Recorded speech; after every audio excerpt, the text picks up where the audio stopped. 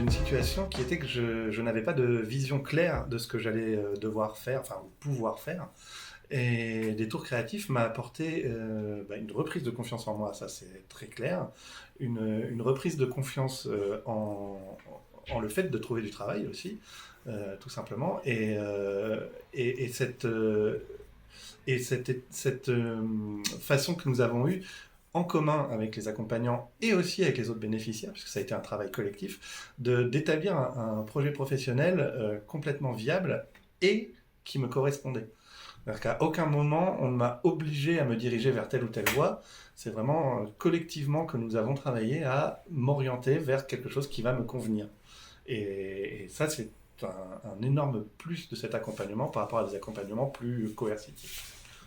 Aujourd'hui, je suis dans une situation où j'ai retrouvé un emploi qui était plutôt un emploi de type emploi passion pour moi.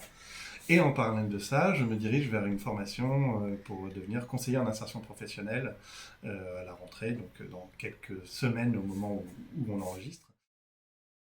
Est-ce que vous pouvez nous expliquer quelle était votre situation avant de rentrer dans ce dispositif? J'ai Pôle emploi depuis 2016 et la conseillère Pôle emploi m'a parlé de de détour créatif et ça m'a semblé pas mal, donc j'ai accepté. Qu'est-ce qui vous a attiré du coup dans ce projet?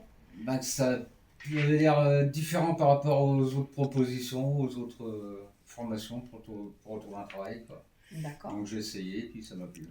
Qu'est-ce qui vous a plu alors? Les gens qui travaillent comme Véronique ou Philippe Rioux, des personnes spéciales qui étaient très sympas, qui m'a donné envie de continuer déjà.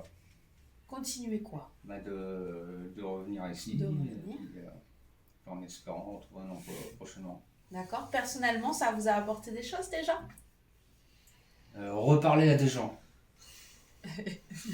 J'aime pas trop parler aux gens, et puis, déjà, entendre les gens parler et puis parler avec eux, déjà, c'est déjà un gros pas. D'accord. Donc ça Et vous voilà. a ouvert déjà? Ouais, pas mal, ouais. Vous le recommanderiez ce dispositif? Ouais. Franchement, ouais. Ça va à faire. D'accord. C'est pensé pour les premiers contacts, pour permettre de briser la glace et permettre aussi éventuellement aux accompagnateurs de juger de là où en sont les candidats sur les connaissances au niveau des freins à la recherche d'emploi.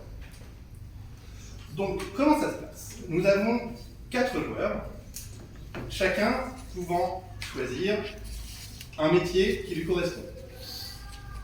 Dans le cadre du jeu, on a eu des gens qui nous ont dit astronaute, chimiste.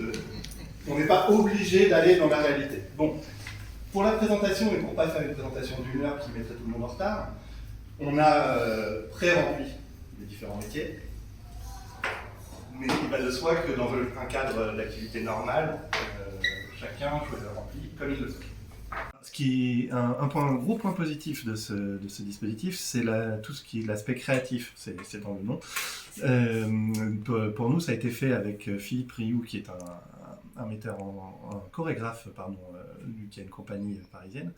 Et cet aspect créatif a été exceptionnellement positif pour l'ensemble d'entre nous, dans le sens où ça nous a permis d'aborder notre remise en forme par un biais complètement parallèle à ce qu'on fait habituellement.